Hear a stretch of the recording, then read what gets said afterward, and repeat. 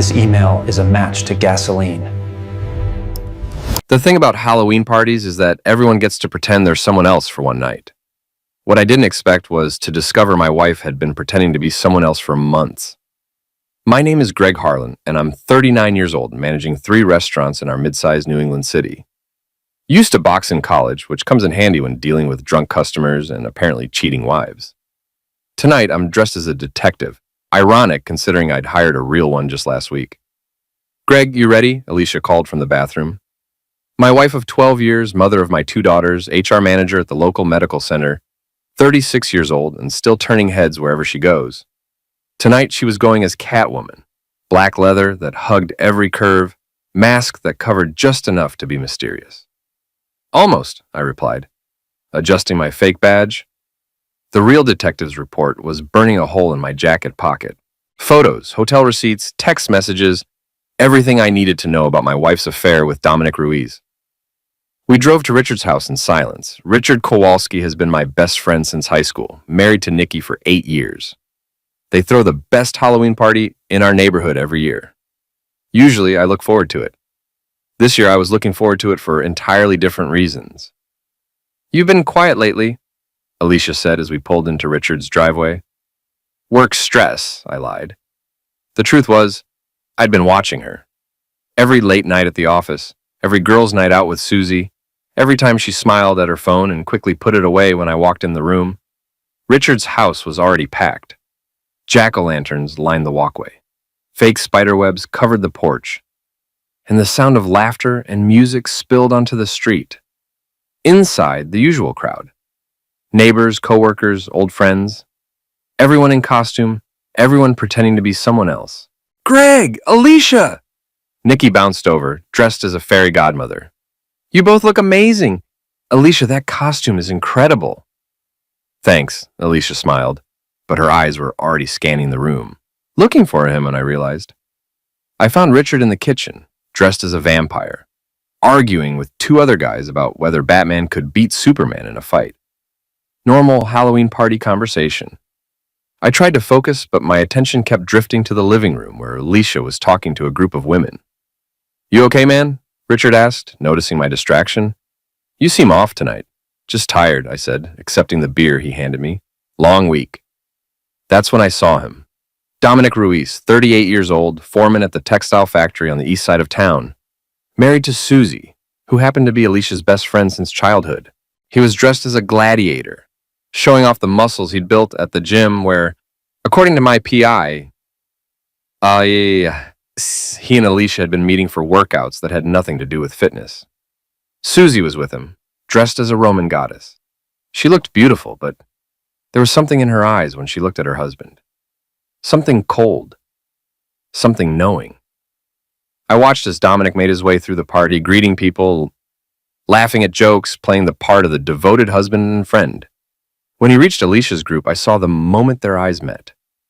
Just a flash, but it was there. That look between lovers who think no one is watching. "Private joke," Alicia said loudly enough for me to hear when Dominic whispered something in her ear. The other women laughed, but I noticed Susie didn't. The party continued around me, but I felt like I was watching it through glass. People danced, told stories, compared costumes. Someone had set up a horror movie marathon in the basement. Kids ran around in their costumes before being taken home by babysitters. I nursed my beer and watched my wife flirt with her lover while his wife pretended not to notice. It was like a play, and I was the only one who knew all the actors' real roles. Around 10 o'clock, I lost sight of both Alicia and Dominic. I searched the main floor, then headed upstairs, telling myself I was looking for a bathroom. Richard's house is a colonial with 4 bedrooms upstairs. The first 3 were empty, doors open, lights off. The 4th door was closed, but I could hear voices inside. Low, intimate voices. I pressed my ear to the door and heard Alicia laugh. Not her public laugh, but the one I used to be the only one to hear. "We should get back," Dominic's voice, rough with desire. "In a minute," Alicia replied. "I've missed this." I stood there in the hallway, my hand on the doorknob, my heart hammering in my chest. Part of me wanted to burst in, to confront them right there in front of everyone at the party. But the detective in me, the fake one and the real one I'd hired, knew better. I had everything I needed. The PI's report, The evidence, and now this confirmation with my own eyes and ears. It was time to stop pretending and start planning. I walked back downstairs, found Richard, and told him Alicia wasn't feeling well and we needed to leave early. By the time I'd made our excuses, both Alicia and Dominic had reappeared, looking slightly disheveled but trying to play it cool. "Ready to go?" I asked Alicia, wrapping my arm around her waist possessively. "Already. But the party's just getting started," she protested, but I could see the relief in her eyes. Relief that I hadn't caught her. "You said you had a headache," I reminded her, playing along with the lie I'd told Richard. The drive home was quiet again, but this time the silence felt different. Charged, like the air before a thunderstorm. As we got ready for bed, Alicia chatted about the party, about how much fun everyone seemed to have, about how great Nikki looked as a fairy godmother, normal post-party conversation between a married couple. But I wasn't really listening. I was thinking about the photos in the PI's report, about the hotel receipts, about the text messages that would make a sailor blush, about the sound of my wife's intimate laugh coming from behind that closed door. "Did you have fun tonight?" Alicia asked as she removed her Catwoman mask. "Oh yes," I said, watching her in the mirror as she wiped off her makeup. "Very educational." She didn't catch the edge in my voice. Why would she? As far as she knew, her secret was safe, but the party was over. And tomorrow, the real fun would begin. Sleep is overrated when you're planning someone's destruction. I lay in bed next to my cheating wife, listening to her breathe, watching the red numbers on the alarm clock tick past midnight. Then 1 a.m., then 2. Alicia slept peacefully, probably dreaming about her gladiator. Meanwhile, I stared at the ceiling and planned my next move. Nothing like insomnia to make you wish for a lobotomy. At least then I wouldn't have to think about what I'd heard tonight, wouldn't have to picture my wife in another man's arms, wouldn't have to decide how to blow up my entire life. At 3 a.m., I gave up on sleep and went downstairs to my home office. The PI's report was in my desk drawer, sealed in a manila envelope like a death certificate. Which, in a way, it was. The death certificate of my marriage. Detective Ray Morrison came highly recommended and charged accordingly. But he was worth every penny. The man was thorough. Hotel receipts from the Marriott downtown. Always the same room, always booked under Dominic's name. Credit card records showing purchases of lingerie, wine, even a weekend getaway to the mountains that Alicia had told me was a girls' spa trip with Susie. The photos were the worst part. Not explicit, but intimate in a way that hurt more than explicit material would have. Alicia and Dominic holding hands as they walked into the hotel, kissing in his truck in the parking lot of that gym they both belonged to, her head on his shoulder as they sat on a park bench, looking for all the world like a couple in love. But the text messages, those were pure gold. Can't wait to feel your hands on me again. That was Alicia, sent last Tuesday while I was downstairs helping our 8-year-old with her math homework. "You drive me crazy, you know that?" Dominic's response, sent while he was supposedly working late at the factory. The conversations went on for pages. Explicit, romantic, heartbreaking. They talked about leaving their spouses, about starting over together, about how much they loved each other. They had pet names for each other that made me want to punch something. They shared inside jokes and made plans for a future that didn't include me or their children. I read every word, memorized every detail, felt each message like a physical blow. But I also felt something else growing inside me. Not just hurt and anger, but a cold, calculating fury that reminded me of the boxer I used to be. The one who could take a beating and keep coming back stronger. By 4 a.m., I had a plan. I started with Alicia's phone. She always left it charging on the kitchen counter overnight, and she'd never changed her passcode, our anniversary date. Sentimental, really, considering she was busy making new anniversaries with someone else. The encrypted messaging app was hidden in a folder labeled work stuff, because apparently my wife thought I was stupid. Maybe I had been, for a while, but not anymore. I forwarded everything to my own phone.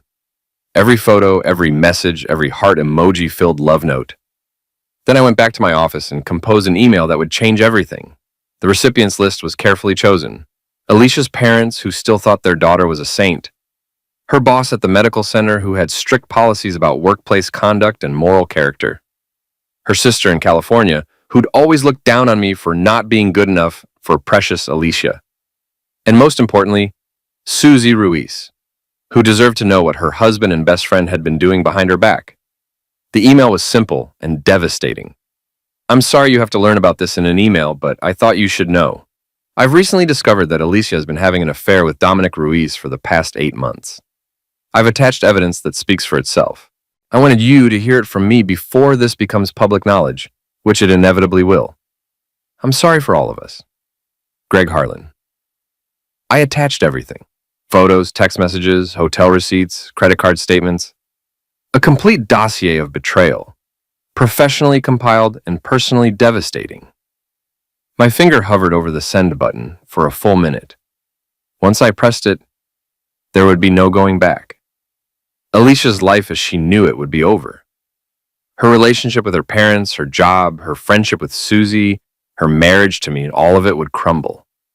I thought about our daughters, asleep upstairs, innocent of their mother's betrayal. I thought about the 12 years Alicia and I had been together, the good times we'd shared, the love I'd thought we had. Then I thought about her laugh behind that closed door, about the lies she'd told me every day for 8 months, about the future she was planning without me. I pressed send.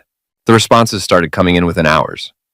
Alicia's mother called at 6 a.m., crying and screaming alternately. Her father sent a text that simply said, "How could she do this to you?"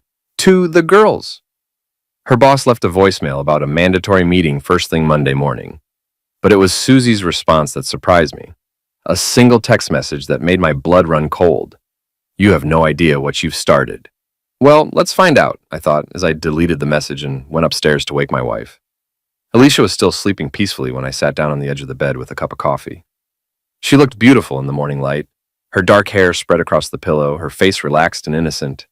It was hard to reconcile this image with the woman in those text messages, the one who wrote things to her lover that she hadn't said to me in years.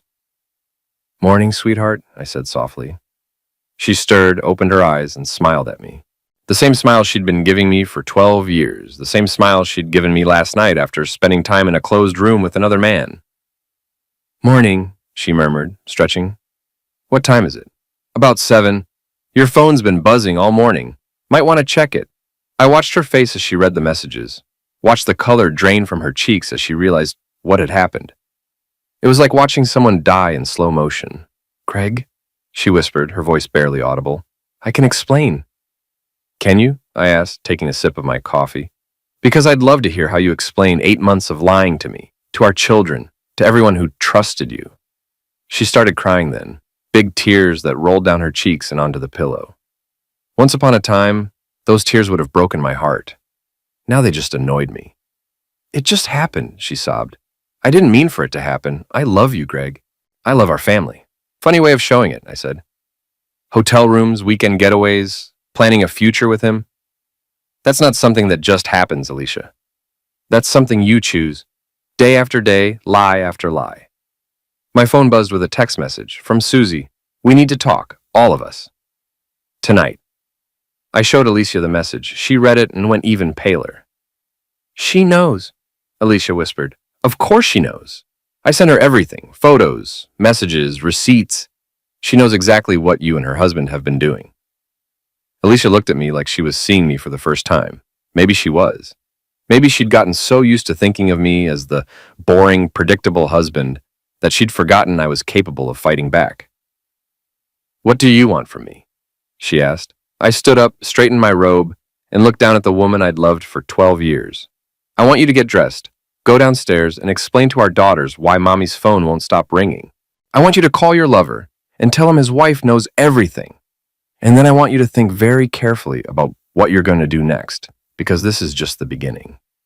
I left her there, crying into her pillow, and went downstairs to make breakfast for my girls. They deserved pancakes on a Saturday morning, even if their world was about to change forever. As I mixed the batter, my phone buzzed again. Another text from Susie. "You have no idea what you've unleashed, but you will." I smiled as I poured the first pancake onto the griddle. Maybe I didn't know what I'd unleashed, but I was looking forward to finding out. Monday morning hit like a freight train carrying a cargo of consequences. I was at my restaurant by 7 a.m., going through the weekend receipts and pretending everything was normal. But my phone kept buzzing with calls and texts from people who'd heard about the email, and normal was officially dead and buried. Alicia had left early for her mandatory meeting with HR. her face pale and her hands shaking as she tried to apply makeup over the dark circles under her eyes. She'd barely spoken to me since Saturday, just moved through the house like a ghost haunting her own life. The girls had asked why Mommy was sad, why Grandma had called crying, why everything felt different. I'd told them Mommy was having some problems at work, which wasn't technically a lie. Adult problems that they didn't need to worry about, I'd said, knowing full well they'd be worrying about much bigger problems soon enough. My assistant manager, Janet, knocked on my office door around 10. "Greg, there's someone here to see you. Says it's personal." Dominic Ruiz stood in my restaurant's lobby, still in his work clothes, his face a mask of barely controlled rage. He'd always been a big guy, 6'2", probably 220, all of it muscle from his job and his gym obsession. Right now, he looked like he wanted to use those muscles to rearrange my face. "We need to talk," he said when he saw me. "Do we?" I asked, staying calm. "I think everything that needs to be said has been said, or texted, or photographed." His jaw clenched. "You destroyed my marriage." "I didn't destroy anything, Dominic. I just turned on the lights. You and my wife destroyed your own marriages the first time you decided to betray your spouses." "Susie's filing for divorce," he said, his voice cracking slightly. "She's taking the kids. She won't even let me explain." "What's to explain? That you love my wife? That you've been planning a future with her? That you've been lying to everyone for 8 months? I'm pretty sure Susie got the message loud and clear." People in the restaurant were starting to stare. I could see Janet hovering near the hostess station, ready to call the police if things got physical. I almost hoped they would. I'd been working out my frustrations on a heavy bag at the gym, but Dominic's face would be much more satisfying. "This isn't over," he said, leaning closer. "You're right," I agreed. "It's not. Because now everyone knows what you are. Your wife, your kids, your coworkers, your friends. How's that working out for you at the factory? I bet the guys are having a field day with this." His face went red. "You son of a—" "Careful," I interrupted. "We're in a public place with security cameras, and I'm sure Susie's lawyer would love to add assault charges to the divorce proceedings." He stared at me for another long moment, then turned and walked out. I watched him go, noting the slump in his shoulders, the defeat in his step. Good. Let him feel what I'd felt when I discovered their betrayal. But I wasn't done with him. Not even close. Around noon, my phone rang. Alicia calling from her car. "I've been suspended," she said without preamble. "Pending investigation. They're reviewing my conduct, my use of company resources, my relationship with vendors." Her voice was flat, emotionless. "I might lose my job." "I'm sorry to hear that," I lied. "Are you? 'Cause this feels like exactly what you wanted." "What I wanted was a faithful wife. What I got was a cheating liar. Everything else is just consequences." She was quiet for a moment. Then, "Susie wants to meet tonight, all 4 of us." "Where?" "Murphy's Bar, 8 o'clock. Murphy's was a dive bar in the outskirts of town, the kind of place where people went to drink away their problems and pretend their lives weren't falling apart. Perfect for our little reunion. "I'll be there," I said. "Greg?" Alicia's voice was small, vulnerable. "What's going to happen to us?" I looked out the window of my office, watching normal people live their normal lives, and felt a stab of envy for their ignorance. "I don't know," I said honestly. "But whatever happens, you brought it on yourself." Murphy's Bar at 8 p.m. on a Monday night was exactly what you'd expect. Half empty, dimly lit, smelling of stale beer and broken dreams. Alicia and I arrived separately, which seemed appropriate given the circumstances. Susie was already there, sitting in a corner booth with a martini in front of her. She looked different than she had at the Halloween party. Older, harder, like someone had filed away all her soft edges. She was still beautiful, but it was a cold beauty now, sharp enough to cut. Dominic arrived 10 minutes late, looking like he'd already been drinking somewhere else. His eyes were reddened, his clothes wrinkled, his usual confidence replaced by something that looked like desperation. "Well," Susie said as we all sat down, "isn't this cozy?" I ordered a whiskey. Alicia asked for wine. Dominic got a beer and drank half of it in one gulp. "So," Susie continued, her voice conversational, 8 months. That's how long you two have been screwing behind our backs, right?" Alicia flinched. Dominic stared at the table. "Actually," Susie said, pulling out her phone, "I have the exact timeline here. Thanks to Greg's very thorough documentation. First hotel visit was February 14th. Valentine's Day. How romantic." "Susie," Dominic started, but she cut him off. "Shut up. I'm talking." She scrolled through her phone. 47 hotel visits, 12 weekend getaways, 138 explicit text messages, and that's just what Greg's detective could document. The bar was quiet around us, just the sound of a baseball game on TV and the clink of glasses. But at our table, the silence was deafening. "I loved you," Susie said to Dominic. 15 years of marriage, 2 beautiful children, and I loved you. Even when you started working late, even when you joined that gym, even when you started buying new clothes and cologne. I thought you were having a midlife crisis. I thought it would pass." She turned to Alicia. "And you, my best friend since we were 12 years old. You were my maid of honor. I was yours. I helped you through morning sickness with both your pregnancies. You held my hand when my father died." Alicia was crying now, silent tears streaming down her face. "I trusted you," Susie continued, "both of you. When Dom started acting strange, you told me it was just work stress. When he started coming home late, you suggested I give him space. You looked me in the eye and lied to me while you were being with my husband." "It wasn't supposed to happen," Alicia whispered. "We tried to stop." "Bees," Susie's voice was sharp as a knife. "You didn't try to stop anything. You planned weekend getaways. You talked about leaving us and starting over together. You made a fool of me for 8 months. Dominic finally looked up.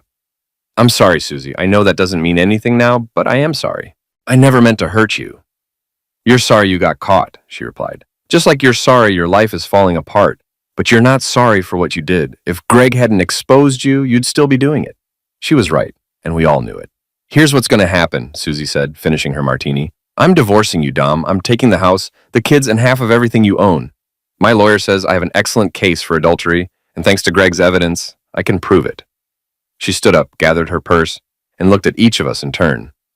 "Alicia, I never want to see you again. You're dead to me. And Dom," she smiled, but it was cold and sharp. "I hope she was worth it, because you've lost everything else." Susie walked out of the bar, leaving the three of us sitting in the wreckage of our lives. Dominic ordered another beer. Alicia stared at her untouched wine. I sipped my whiskey and felt a grim satisfaction at how perfectly everything was falling apart. "What now?" Alicia asked. "Now?" I finished my drink and stood up. "Now you both live with the consequences of your choices, and I go home to my daughters and figure out how to explain why their mother is a cheating liar." I left them there, two lovers who'd destroyed everything for a few stolen moments of passion. As I walked to my car, I could see them through the window, finally alone together, finally free to be with each other. They looked miserable. My phone buzzed as I drove home. A text from an unknown number. "This is just the beginning. You have no idea what's coming." I smiled and deleted the message. Let them threaten me. Let them plot their revenge. I'd already won the only battle that mattered. But as I pulled into my driveway, I realized the war was just getting started. The thing about small cities is that everyone knows everyone else's business, especially when that business involves adultery, divorce, and public humiliation. By Wednesday, the whole town was talking about us. I discovered this when I stopped at the grocery store and overheard two women discussing that HR manager who got caught cheating with her best friend's husband. They didn't know I was the wronged husband until I introduced myself and thanked them for their sympathy. The looks on their faces were priceless. Alicia had moved into a hotel downtown, the same chain where she'd been meeting Dominic, which struck me as either incredibly stupid or incredibly fitting. She'd tried to come home Tuesday night, but I'd changed the locks. When she called to complain, I'd reminded her that adultery was grounds for divorce in our state, and she might want to start looking for a lawyer. My daughters were staying with my sister for the week, while Alicia and I worked things out. That's what I'd told them. Anyway, the truth was I didn't want them to see their mother's complete breakdown, and I needed time to plan my next move, because despite what I'd told Alicia and Dominic, this wasn't over. Not by a long shot. Thursday morning, I was reviewing inventory at my main restaurant when Janet knocked on my office door again. "Greg, there's a woman here asking for you. Says she's a reporter." My blood ran cold. A reporter meant this was about to go public in a very big way. Sarah Chen from the local newspaper was younger than I'd expected, maybe late 20s, with short black hair and intelligent eyes behind wire-rimmed glasses. She had a notebook and a digital recorder, and she looked like someone who didn't miss much. "Mr. Harlan, I'm working on a story about workplace conduct and social media in the digital age. I understand you recently exposed some inappropriate behavior involving local professionals. I studied her carefully. What kind of story? Well, it seems that evidence of an extramarital affair involving an HR manager at the medical center and a factory foreman has been circulating around town. Text messages, photos, and that sort of thing. Some people are calling it a cautionary tale about digital privacy. Others are calling it public shaming. And what are you calling it? She smiled. I'm calling it news. The HR manager has been suspended, the factory workers facing disciplinary action, and there are divorce proceedings pending. It's a story about how personal choices can have very public consequences. I leaned back in my chair. What do you want from me? Your side of the story. You're the wronged husband, right? The one who discovered the affair and decided to make it public. I thought about it. A newspaper story would make everything official, would cement Alicia and Dominic's humiliation in black and white, but it would also drag me and my daughters into the spotlight. Off the record? I asked. She nodded and turned off her recorder. My wife betrayed me, my children, and our marriage. She lied to me for 8 months while carrying on an affair with our friend's husband. When I discovered it, I felt that the other betrayed parties, her parents, her employer, his wife, deserved to know the truth. And now they're dealing with the consequences of their choices, as am I. She studied me for a moment. Some people might say you went too far, that private matters should stay private. Some people might say that when you make choices that affect other people's lives, those choices stop being private. She turned her recorder back on. Would you be willing to go on the record with that? I thought about Alicia, alone in her hotel room, probably wondering how her life had imploded so completely. I thought about Dominic, facing the mockery of his coworkers and the loss of his family. I thought about my daughters, who would eventually read this story and understand what their mother had done. No, I said finally. I've said everything I need to say. The evidence speaks for itself. Sarah Chen left disappointed, but I knew the story would run anyway. There were enough public records and willing sources to piece together the whole sordid tale. Sure enough, Friday's newspaper featured a front-page story titled Digital Age Adultery, When Private Affairs Become Public Scandals. It didn't name names, but anyone in town could figure out who it was about.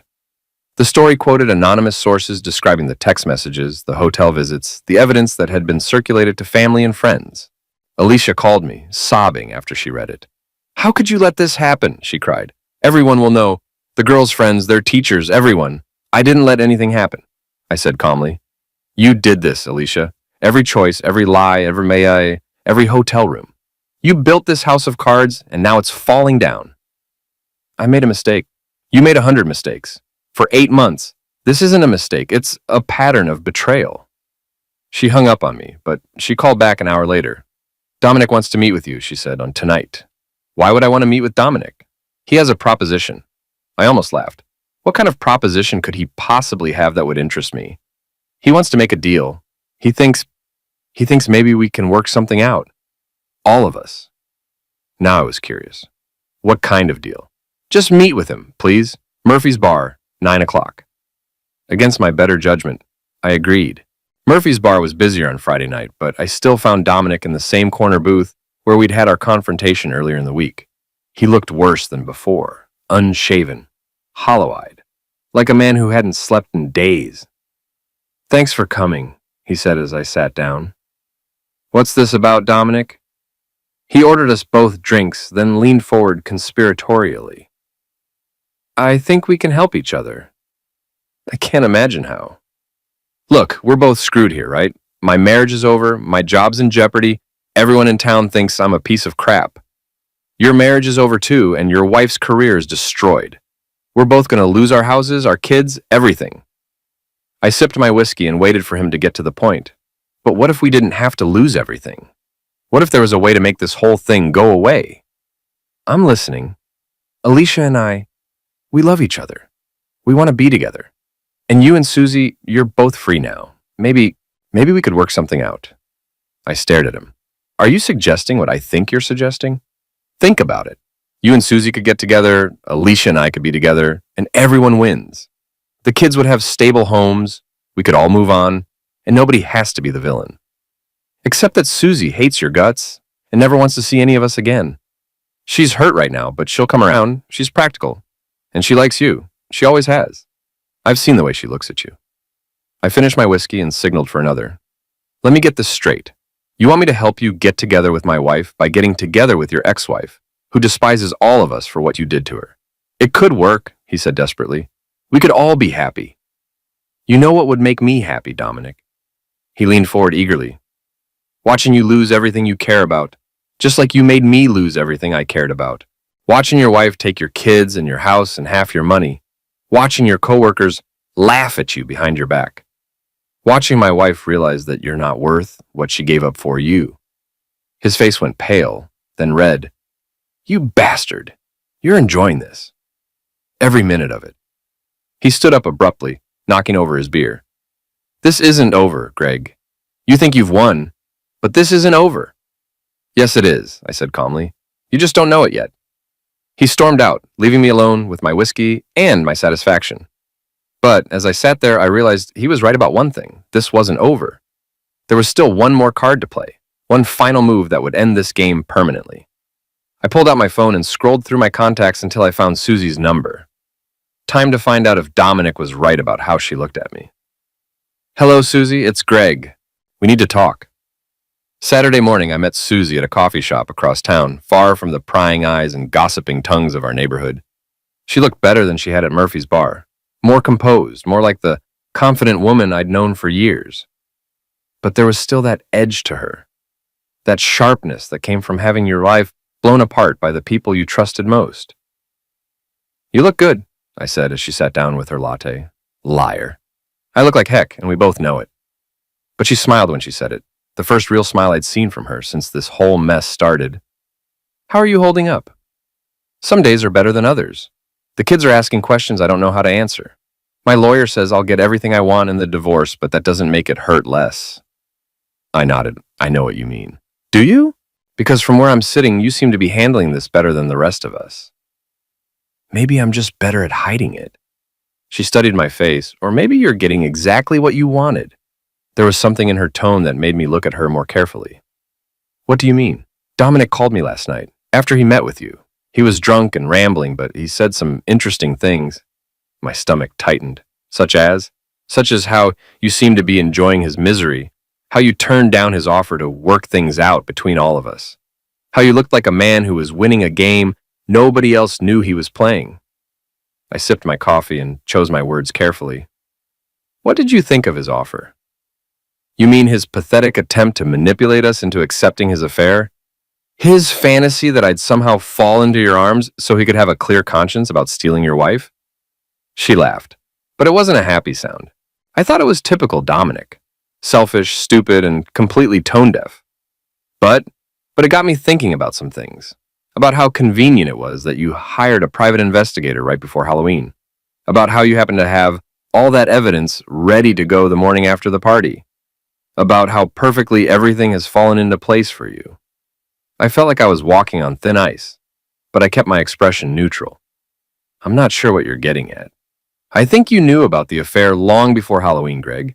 I think you've been planning this whole thing for weeks, maybe months. And I think you're not done yet. She was smarter than I'd given her credit for. Smarter than Alicia, certainly. Smarter than Dominic, which wasn't saying much. Why would I do that? Because you're not the nice, predictable husband everyone thinks you are. Because you've got a mean streak that you hide behind that self-deprecating humor. And because you wanted revenge, not just justice. I leaned back in my chair. And if that were true, if I had been planning this, then I'd want to know what comes next. Because, like I said, you don't look like a man who's finished. I smiled. You really want to know? I really want to know. I pulled out my phone and showed her a text message I'd received an hour earlier. From Alicia. Dom and I are leaving town, tonight. We're going to start over somewhere else. I'm sorry for everything, but I can't live like this anymore. Susie read the message, then looked at me. They're running away together. Looks like it. And you're going to let them? Oh, I'm going to do more than let them. I'm going to help them. I showed her another message, this one from me to Alicia. I understand. Take care of yourself. The girls and I will be fine. You're encouraging them to leave? I'm making it easy for them to make the worst possible decision. Because running away together isn't going to solve their problems, it's going to make them worse. Susie was starting to smile now, and it wasn't a nice smile. Tell me. Think about it. They leave town together, abandon their children, their jobs, their responsibilities. What do you think that's going to look like in divorce court? What do you think that's going to look like to their kids when they're old enough to understand? Like they chose each other over everyone and everything else. Exactly. And when they're broke and miserable in some cheap apartment in another state, when the reality of their situation sets in, when they realize that running away doesn't magically fix the problems in their relationship, what do you think happens then? They turn on each other. They turn on each other, and by then it's too late. They've burned every bridge, alienated every friend, lost every support system they had. They'll have nothing left but each other, and that won't be enough. Susie leaned forward. You really have thought this through. Every angle, every consequence, every possible outcome. And what about us? What about our kids? Our kids will be better off without parents who put their own selfish desires ahead of their families. And us? I reached across the table and took her hand. We'll be free to build something real, something honest, something that isn't built on lies and betrayal. She didn't pull her hand away. Is that what you want? Something real with me? I've always admired you, Susie. Your strength, your intelligence, your loyalty. Even when you were married to that idiot, I thought you deserved better. And now we both deserve better. And maybe we can find it together. She was quiet for a long moment, thinking it through. Finally, she squeezed my hand. What do you need me to do? That evening, I sat in my living room with a glass of wine, waiting for the final act to begin. My daughters were still at my sister's house, safe from the drama that was about to unfold. Susie was at home with her kids, playing her part perfectly. At 8 o'clock, my phone rang. Alicia, calling from the road. We're leaving, she said, and I could hear the tears in her voice. I know you probably hate me, but I want you to know that I did love you. I still love you, but I love him too, and I can't keep living this lie. I know, I said gently. I understand. You do? I do. You have to follow your heart, even if it leads you away from here. The girls will understand someday. Will they? Will you help them understand? I'll tell them that their mother loved them but had to make a difficult choice. I won't turn them against you, Alicia. Whatever else has happened between us, you're still their mother. She was crying harder now. Thank you. That means everything to me. Where will you go? I don't know yet. Somewhere we can start fresh. Dominic has some money saved, and I have my severance package. We'll figure it out. I hope you find what you're looking for. Greg? Yeah? I'm sorry for everything. I never wanted to hurt you. I know, I said. And the terrible thing was, I actually believed her. She wasn't a monster, just a weak person who'd made selfish choices. But that didn't change what had to happen next. After she hung up, I called Susie. They're gone, I said. How do you feel? Free? The next morning, I drove to Susie's house. She met me at the door in jeans and a sweater, looking younger than she had in months. The kids are at my mother's, she said. I thought we should talk without an audience. We sat on her couch, the same couch where she and Dominic had probably watched TV together, made plans together, lived their married life together. Now it was just the two of us, two survivors of the wreckage our spouses had left behind. Do you think they'll be happy? She asked. For a while, maybe even for a long while, but happiness that's built on betraying other people, it doesn't last. It can't last. And us? Do you think we can be happy? I turned to face her, this woman I'd known for years but was only now really seeing. She was beautiful, intelligent, strong enough to survive what had been done to her, and smart enough to see the bigger picture. I think we have a chance, I said. A real chance, built on honesty and mutual respect in the knowledge that we both know what betrayal costs. She moved closer to me on the couch. I never thought I'd be grateful to them for what they did. But if it led me to this moment, to this possibility, I kissed her then, soft and gentle and full of promise. She kissed me back, and for the first time in months, I felt something other than anger and hurt and the cold satisfaction of revenge. I felt hope. 6 months later, Susie and I were married in a small ceremony attended by our children, our families, and the friends who had stood by us through the worst of it. Richard was my best man, and Nikki was Susie's matron of honor. Alicia and Dominic had lasted 4 months in Phoenix before their relationship imploded in spectacular fashion. According to mutual friends who'd kept in touch, they'd fought constantly about money, about the children they'd left behind, about whose fault it was that their grand romantic gesture had turned into a nightmare of guilt and recrimination. Dominic had moved to Las Vegas and was working construction. Alicia had returned to New England, but not to our city. She'd found a job in Vermont and was slowly trying to rebuild her relationship with our daughters. I didn't make it easy, but I didn't make it impossible either. They deserved to know their mother, even if she'd made terrible choices. As for me, I'd gotten everything I'd wanted. My revenge had been complete, devastating, and perfectly legal. I'd destroyed the people who'd betrayed me without breaking a single law or throwing a single punch. I'd turned their own selfish desires against them and watched them destroy themselves. And in the end, I'd found something I hadn't expected to find. A second chance at real love with a woman who understood exactly what betrayal cost and what loyalty was worth. The cat was out of the bag, all right, and it had landed on its feet. 1 year later, I stood in my backyard watching Susie tend to the garden she'd planted in the spring. Our kids, because that's what they were now, ours, were playing in the pool, their laughter carrying on the warm summer air. My daughters had adjusted better than I'd expected to their new family situation, and Susie's children had welcomed me with an openness that still amazed me. It was a perfect Saturday afternoon, the kind of day that made you believe in second chances and happy endings. Which is why I wasn't entirely surprised when my phone rang and Alicia's name appeared on the screen. "Hello, Alicia." "Greg." Her voice sounded different, smaller, uncertain. "How are you?" "I'm good. Really good. How are you?" She paused, and I could hear the struggle in that silence. "I'm not good, Greg. I made a terrible mistake." I walked away from the pool area, not wanting the kids to overhear this conversation. "What kind of mistake?" "All of it.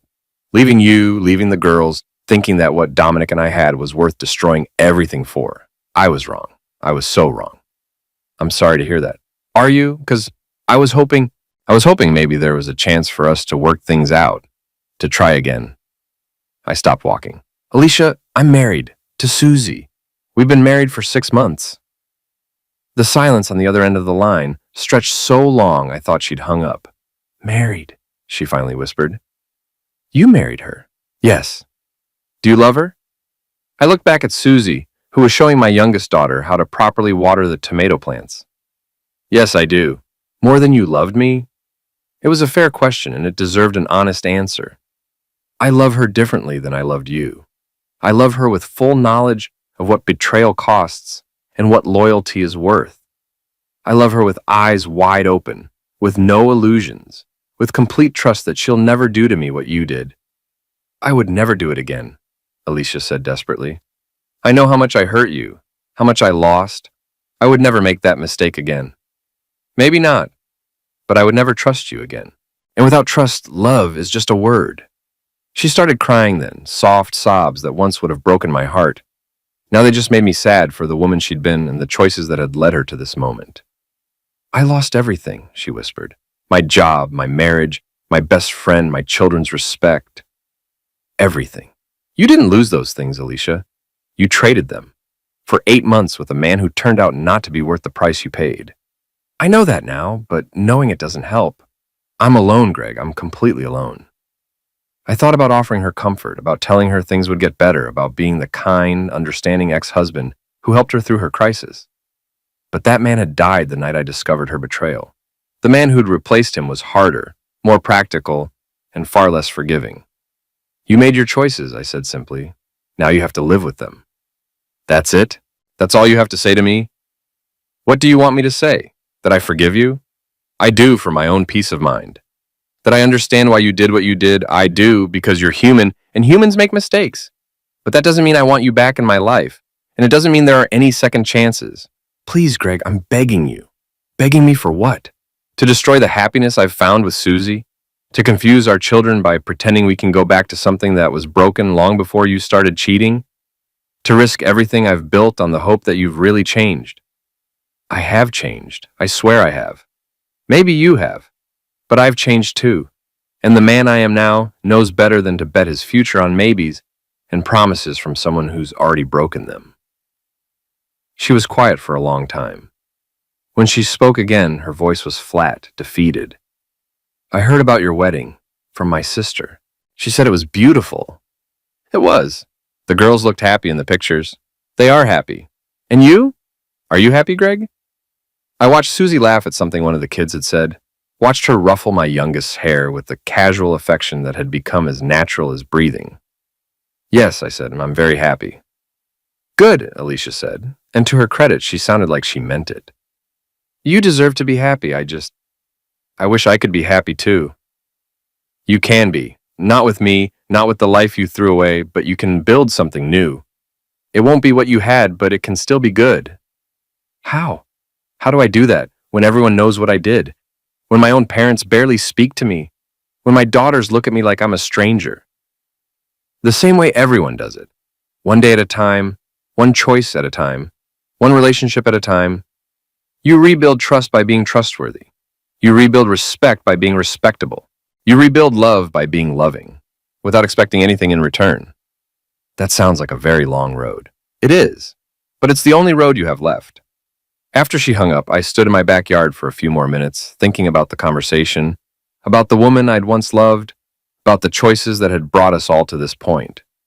Then I walked back to my family, because that's what they were, my family, and put the past where it belonged, behind me.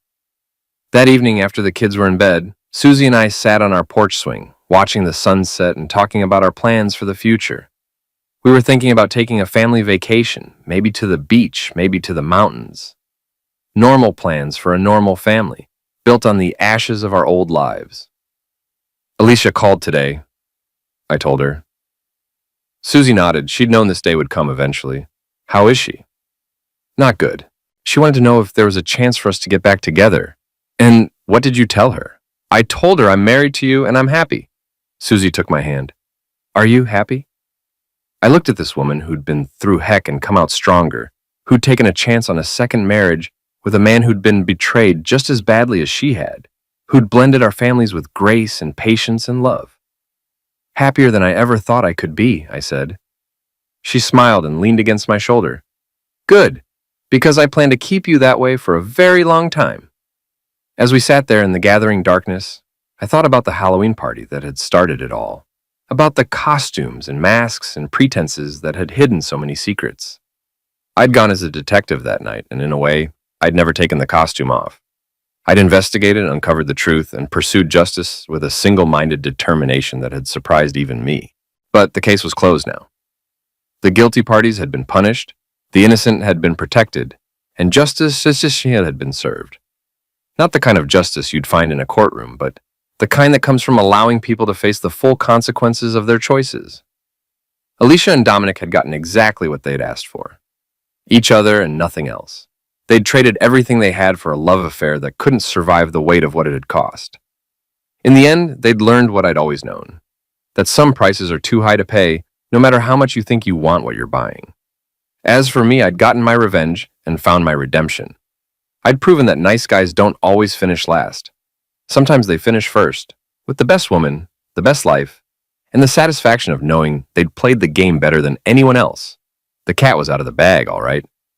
And it had landed exactly where it belonged. Next year, I thought, as Susie dozed against my shoulder, I'm definitely going as Karma for Halloween. No costume required.